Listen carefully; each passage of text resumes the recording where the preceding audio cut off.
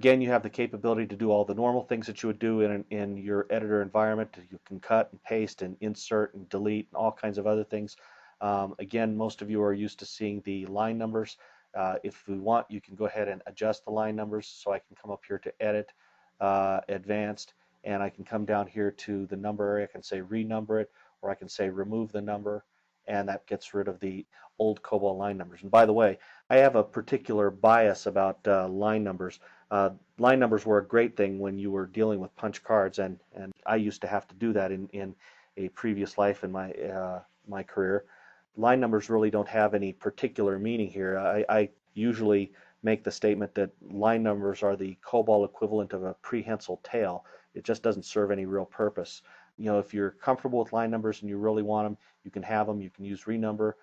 You can basically set up your environment so that you know, renumber or set up the numbers, and you can keep those around if you want.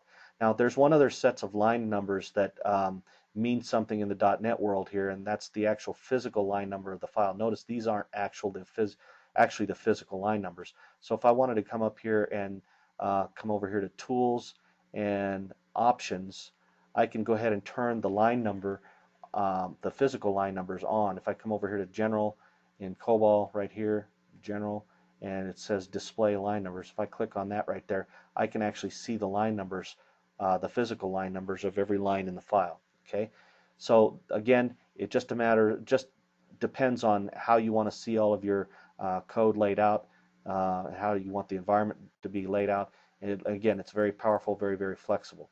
Now, one of the other things that I think is kind of important to understand is a little bit about outlining. You can toggle the outlining and stop outlining. If I say stop outlining, notice those little little dashes that are out there. They kind of went away. I'll go ahead and start automatic outlining so you can see what's going on. Again, if I go ahead and click on this little thing here, you can see how it actually starts collapsing the code. And again, you'll know that there's more code here. If you go over here by these ellipses, you can actually, if you put your mouse over it, you can actually see the code out here. So if I go ahead and expand that, again, you'll see all of the COBOL code here that was in the procedure division that was collapsed. I'd like to go ahead and start talking a little bit about the toolbar shortcuts. If I go up here to Toolbar and I just right mouse click, you'll notice a little flyout menu that basically has all of the toolbars that are set up here. So if I click on COBOL Editor, you'll notice that I've got this little piece right here, this little toolbar right here that went away. If I bring it back here, I can COBOL Editor.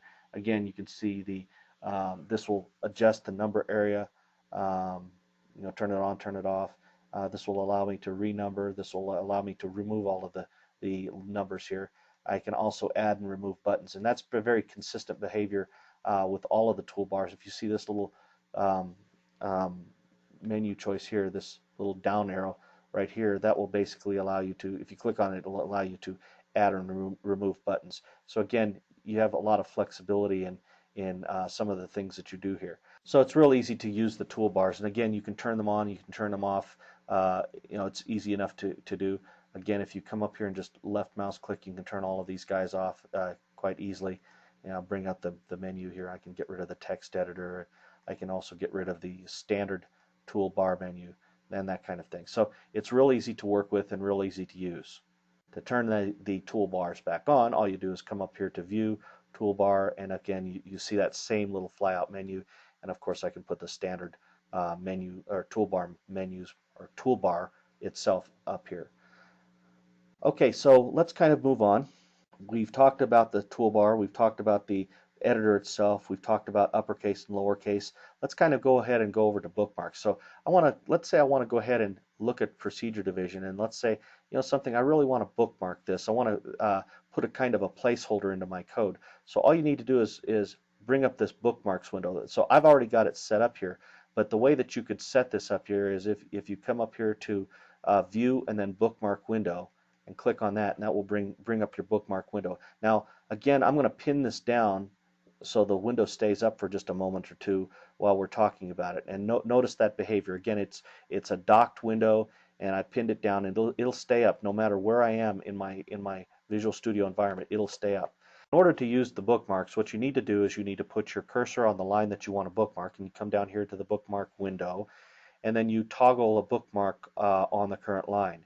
So I'll just click on that, and basically what it's going to do is it's going to go ahead and allow me to put the bookmark there. Notice the bookmark is right there in the code, and I've clicked on it so I can make this a little bit more of a meaningful name. Uh, I'll call it proc line 1. And again, I can have a whole lot of these. And what I can do is I can use this as a real simple way of navigating within my source code. This is particularly helpful if you're dealing with some very, very large COBOL files. And as we know, some of the COBOL files that we routinely work with can be a little bit verbose. So having these bookmarks around is kind of a good thing. You can also establish a new folder in the bookmark. You can have a folder and bookmarks under folders, and you can move the bookmarks into various folders.